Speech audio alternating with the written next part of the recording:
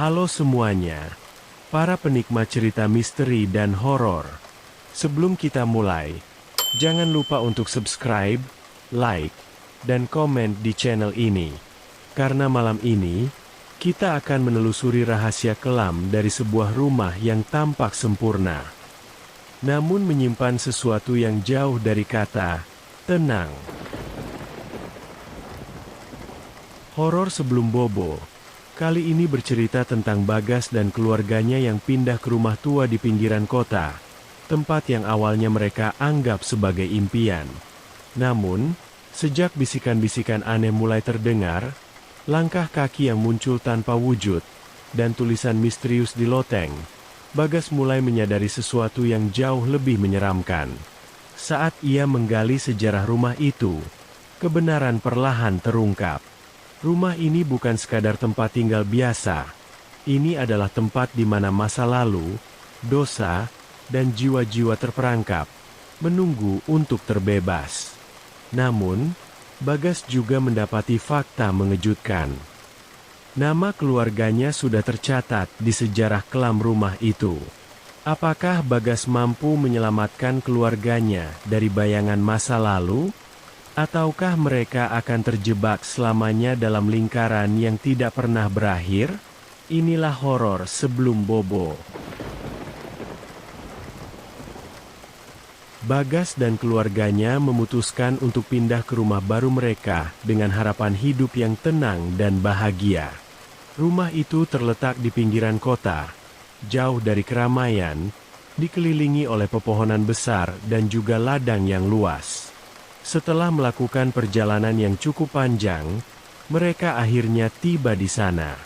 Saat tiba di rumah itu, Bagas dan keluarganya tampak terkesan karena rumah itu ternyata memiliki pesona klasik yang memikat, dengan arsitektur kuno yang indah dan ruang-ruang luas yang menanti untuk dihuni.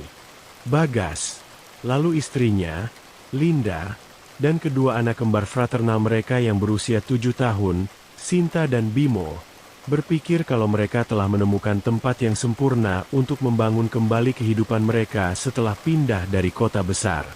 Bagi Bagas, rumah itu adalah rumah impiannya.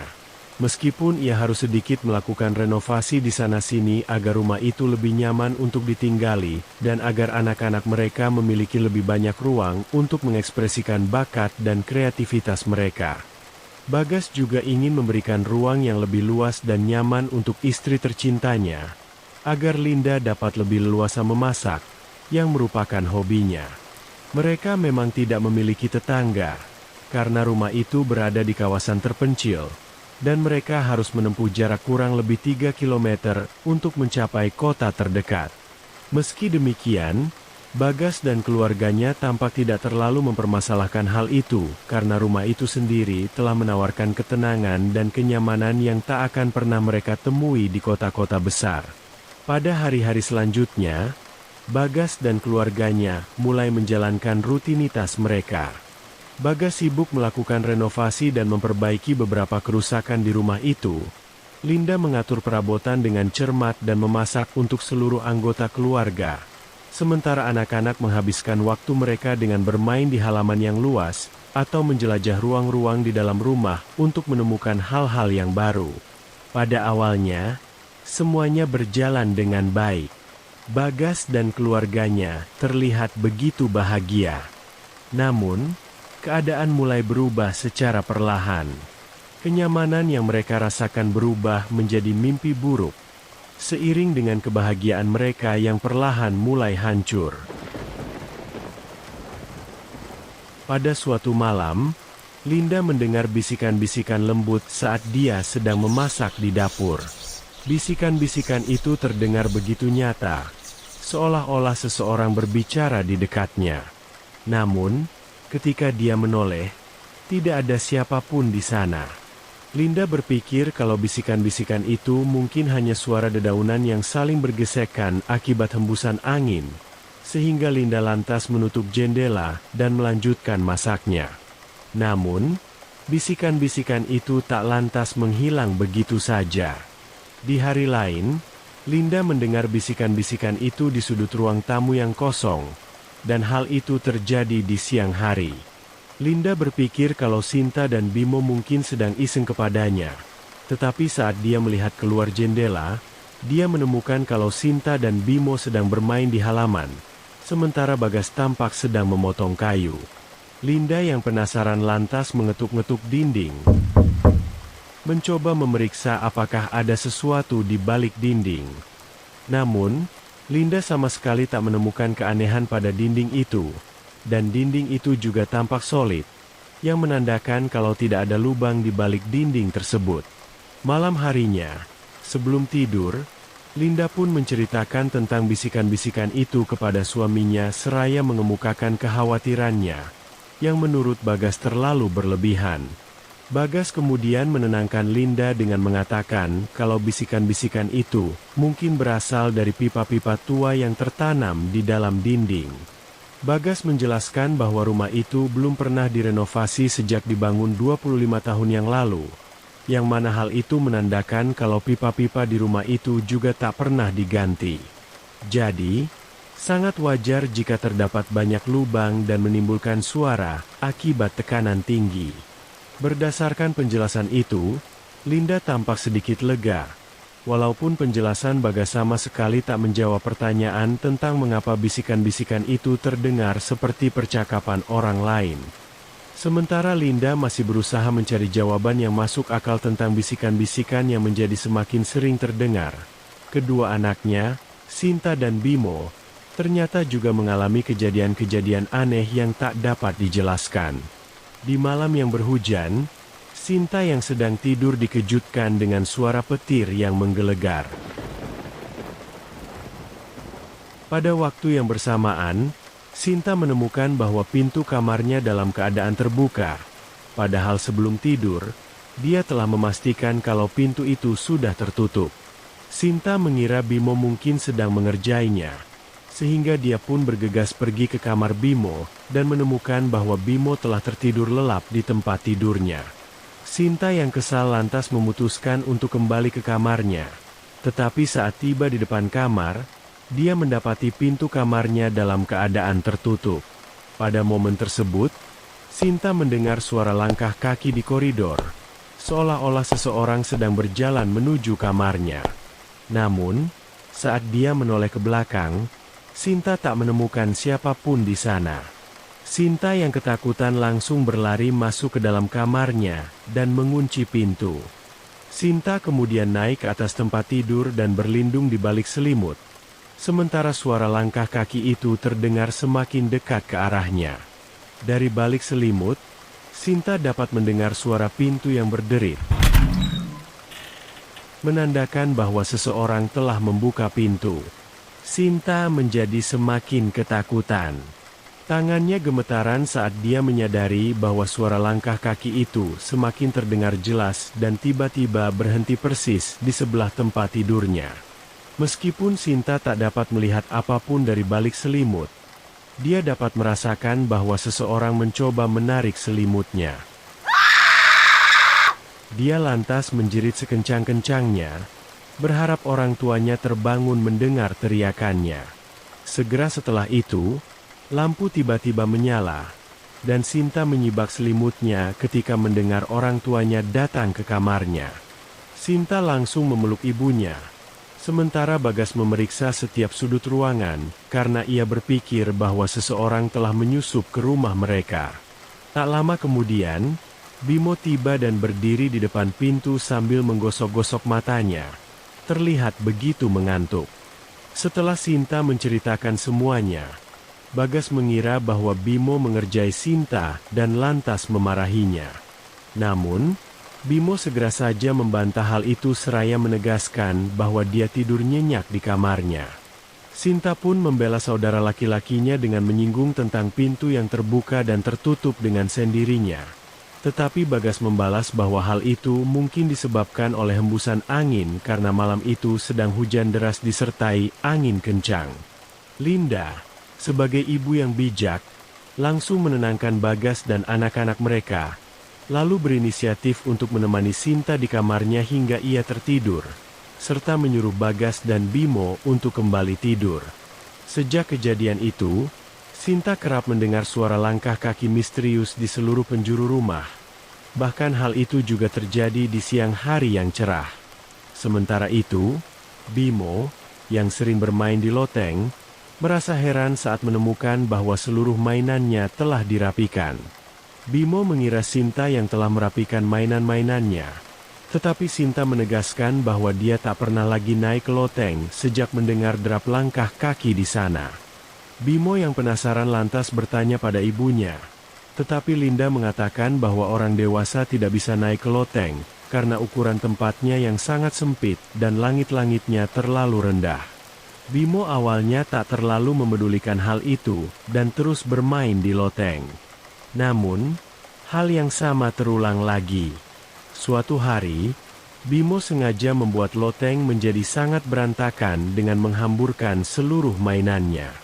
Akan tetapi, saat dia datang pada hari berikutnya, Bimo menemukan loteng dalam keadaan rapi, dan seluruh mainannya telah dimasukkan ke dalam kardus. Tak hanya itu, Bimo juga menemukan tulisan, "Siapa kamu?" yang ditulis di lantai menggunakan kapur. Alih-alih merasa takut, Bimo malah membalas dengan menuliskan, "Nama saya Bimo," dan kembali membuat loteng itu berantakan dengan menghamburkan seluruh mainannya di lantai. Keesokan harinya, saat Bimo tiba di loteng, dia lagi-lagi menemukan bahwa seluruh mainannya telah dirapikan. Namun, yang membuat Bimo sangat terkejut adalah sebuah pesan di dinding yang bertuliskan, "Senang bertemu denganmu, Bimo. Namaku Arman." Setelah membaca pesan itu, Bimo pun bergegas memberitahu orang tuanya. Tetapi Bagas malah beranggapan bahwa Bimo mungkin hanya sedang mempermainkan mereka. Di sisi lain, Linda, yang sejak awal telah merasakan kejanggalan-kejanggalan di rumah itu, lantas memperingatkan suaminya untuk tidak meremehkan kejadian-kejadian aneh yang mereka alami, karena hal tersebut dapat mengancam keselamatan keluarga mereka. Bagas awalnya mengira bahwa Linda terlalu berlebihan mengenai hal itu. Namun, lama-kelamaan, Bagas pun mulai menyadari bahwa kejadian-kejadian aneh itu semakin sering terjadi dan semakin sulit dijelaskan. Bagas mulai menyadari bahwa lampu-lampu di rumah itu mulai berkedip tanpa sebab, dan benda-benda kecil sering berpindah tempat dengan sendirinya. Tak hanya itu, udara di dalam rumah kadang terasa begitu dingin, bahkan di siang hari yang paling cerah sekalipun. Suatu malam, ketika Bagas sedang bersantai sendirian di ruang tamu, dia tiba-tiba dikejutkan oleh suara bisikan seorang wanita yang terdengar samar-samar. Bagas seketika merasakan bulu kuduknya merinding saat menyadari bahwa suara itu memanggil namanya. Bagas lantas memandang ke sekeliling, berusaha mencari tahu dari mana suara itu berasal. Perhatiannya kemudian terfokus pada sudut ruangan yang remang-remang, di mana dia melihat bayangan yang samar. Bayangan itu tampak seperti seorang wanita, tetapi wajahnya tidak jelas, seolah-olah terbungkus dalam kegelapan.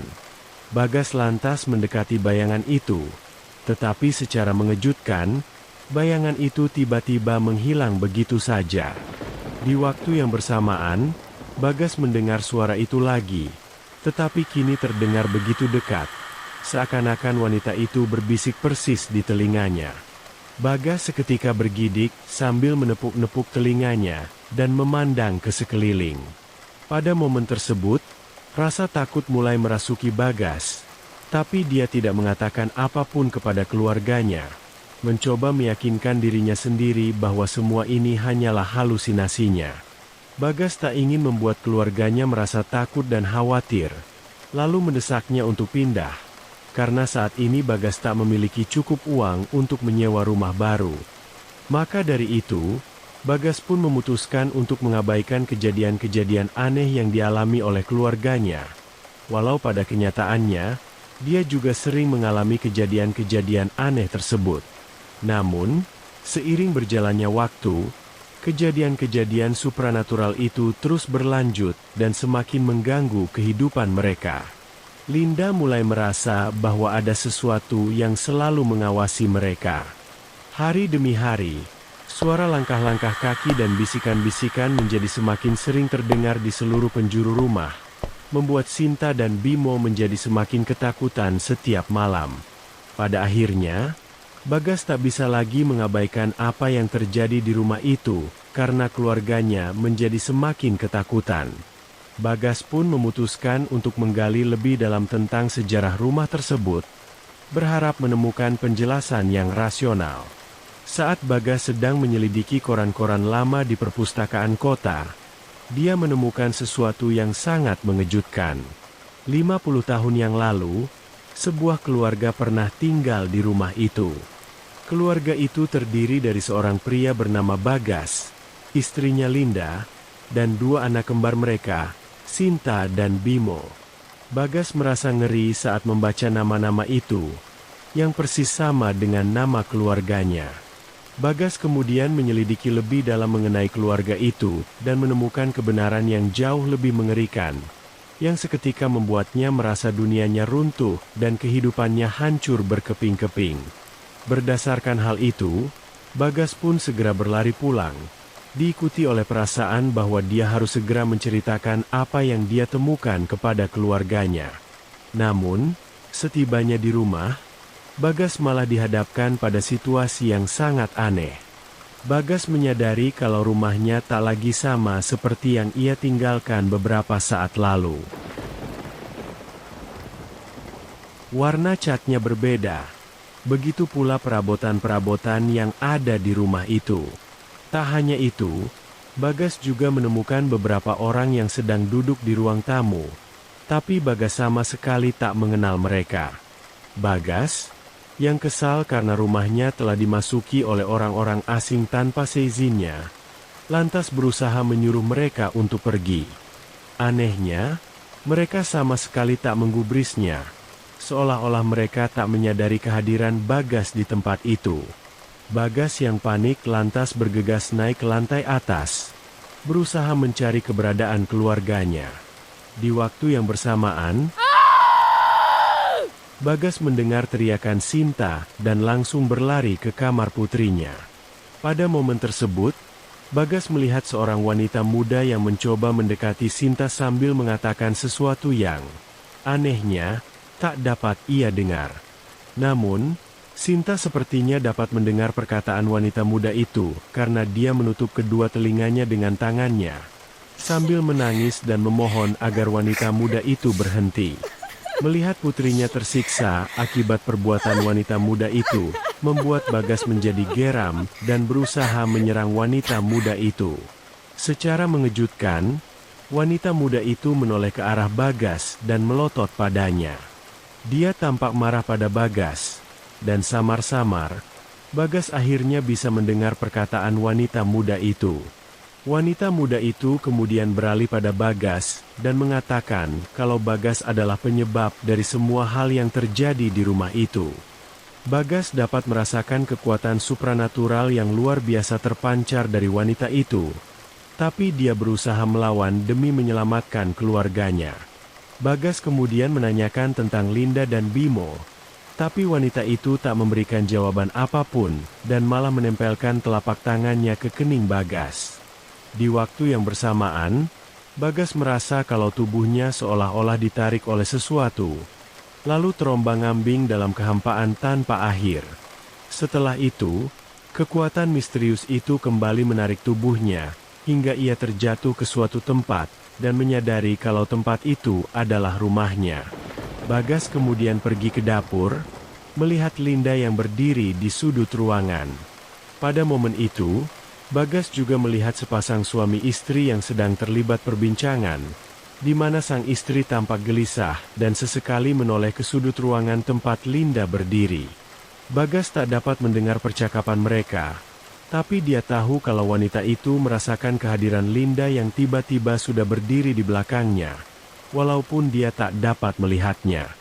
Bagas kemudian naik ke lantai atas, di mana ia melihat seorang gadis kecil berambut pirang yang membuka pintu kamar Sinta. Gadis kecil itu tampak ketakutan, sehingga dia bergegas pergi ke kamar tidur utama dan membangunkan orang tuanya. Bagas lantas melihat ayah gadis itu keluar kamar, dan berjalan menuju kamar Sinta. Bagas mencoba menghentikannya. Tapi anehnya, Bagas tak dapat menyentuh pria itu, sekeras apapun dia berusaha. Bagas semakin khawatir saat pria itu mendekati tempat tidur, di mana Sinta sedang bersembunyi di balik selimut. Namun, saat pria itu berusaha menyibak selimut tersebut, Sinta menjerit sekencang-kencangnya, yang mana hal itu secara ajaib menciptakan hembusan angin kencang yang membuat pria itu terhempas ke belakang. Setelah itu, dalam sekejap mata, Bagas tiba-tiba mendapati dirinya sedang duduk di loteng, di mana dia melihat seorang anak laki-laki sedang merapikan mainan. Tak lama kemudian, Bimo muncul dan memandangi si anak laki-laki dengan tatapan kosong.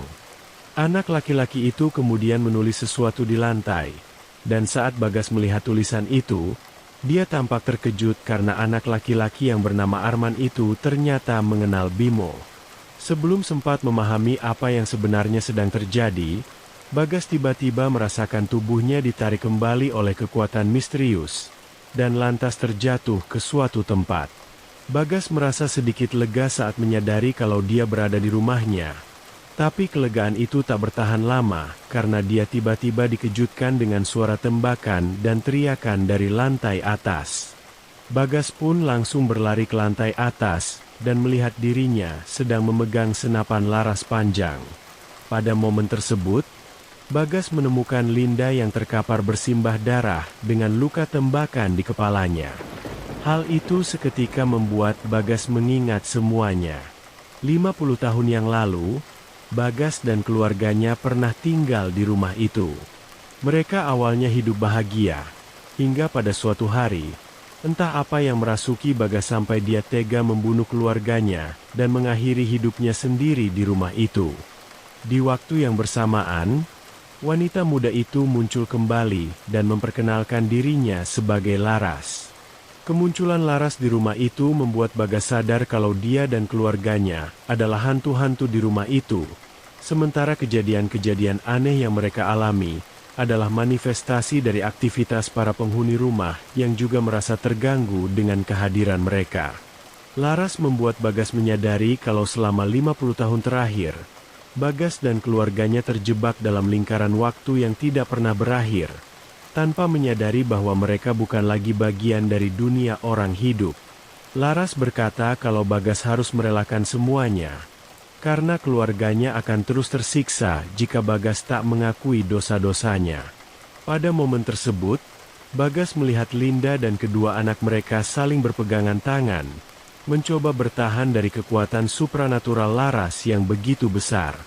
Laras menambahkan kalau dia akan membiarkan Bagas dan keluarganya meninggalkan dunia ini secara sukarela, karena dia mengetahui kalau Bagas benar-benar mencintai keluarganya. Laras tak ingin memaksa mereka pergi dengan ritual pembasmian, karena dia mengetahui kalau ritual itu sangat menyakitkan bagi roh-roh tersebut. Bagas, yang hatinya selama ini terjebak dalam kegelapan, akhirnya menemukan seberkas cahaya yang lantas menuntunnya untuk keluar dari kegelapan itu. Cahaya itu kemudian menuntunnya untuk menggapai tangan Sinta, dan saat Bagas menggenggam tangan putrinya, Bagas dapat merasakan ketenangan dan kehangatan yang selama ini hilang dari dirinya. Sebelum semuanya berakhir, Bagas melihat ke sekelilingnya, melihat rumah yang dulu pernah ditinggalinya bersama keluarga tercintanya. Bagas menatap rumahnya untuk terakhir kalinya. Rumah itu, yang pernah menjadi lambang harapan dan kebahagiaan, kini hanya menyisakan bayangan dari masa lalu yang kelam. Cahaya hangat yang dirasakannya saat menggenggam tangan Sinta perlahan memudar, digantikan dengan perasaan damai yang lama hilang dari jiwanya. Bagas menyadari bahwa cintanya pada keluarganya telah membawanya kembali dari kegelapan, memberinya kekuatan untuk mengakui dosa-dosanya, dan melepaskan dendam yang selama ini membelenggu mereka dalam lingkaran waktu yang tak berujung. Di waktu yang bersamaan, Laras, yang berdiri di sudut ruangan, tersenyum kecil. Dia tahu bahwa tugasnya telah selesai. Bagas telah mengakui kesalahannya.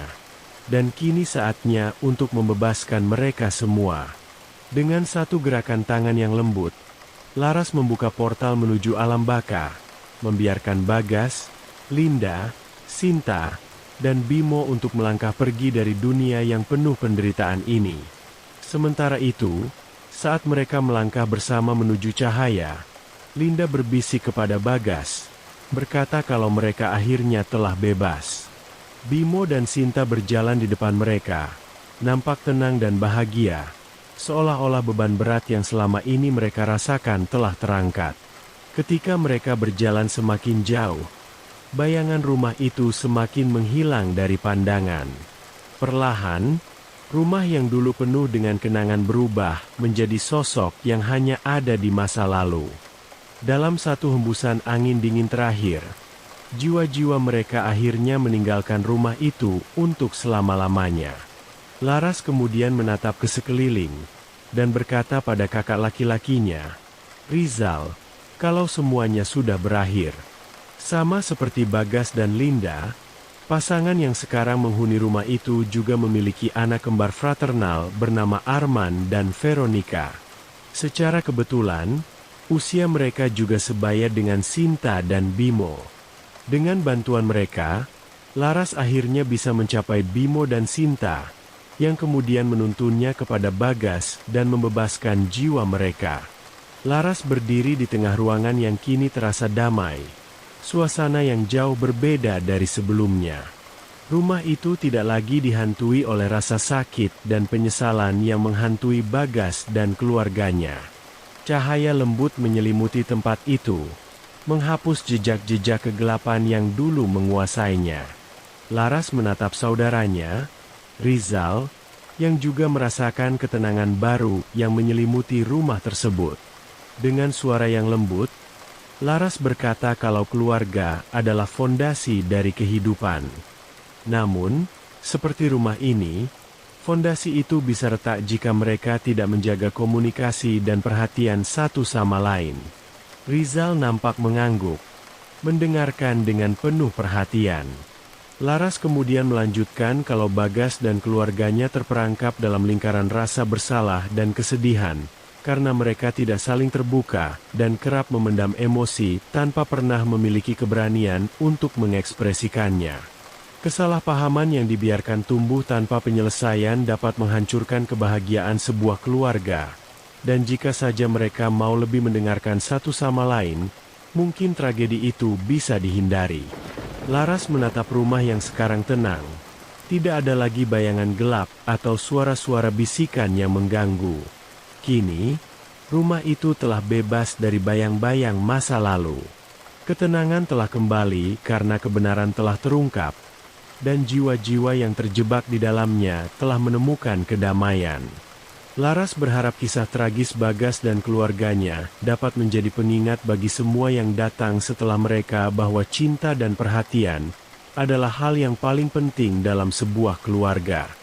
Rizal tersenyum, merasa bangga pada saudarinya yang telah membebaskan rumah ini dari beban masa lalu. Bersama-sama, mereka melangkah keluar dari rumah itu, meninggalkan tempat yang dulu penuh dengan tragedi, tetapi kini telah berubah menjadi tempat yang tenang dan damai. Di luar, sinar matahari mulai terbit, menyinari rumah itu dengan kehangatan yang baru. Di balik pintu, kehidupan baru menanti, kehidupan yang penuh dengan harapan dan kesempatan untuk memulai dari awal. Rumah itu, seperti keluarga yang tinggal di dalamnya, kini memiliki kesempatan untuk membangun fondasi yang kuat berdasarkan cinta, komunikasi, dan perhatian.